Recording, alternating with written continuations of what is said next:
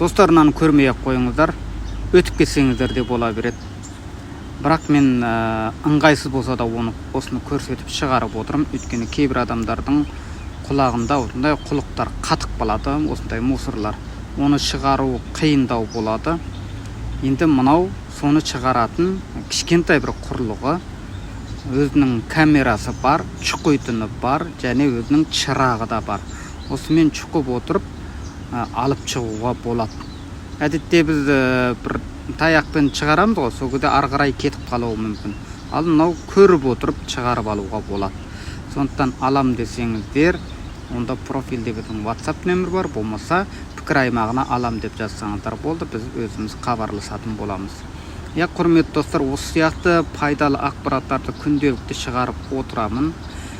Сіздерден маған ең үлкен көмек, қолдап қуаттап, лайк басып, пікір аймағына пікір жазып, және осыны достарыңызбен, туыстарыңызбен бөлісіп таратып қойсаңыздар болды. Егерде менің парақшам сіздерге қызық болатын болса, пайдалы болатын болса, алдыменен избіренеға сақтап алыңыз. Алдыменен менің парақшама тіркеліп алуды ұмытпаңыз.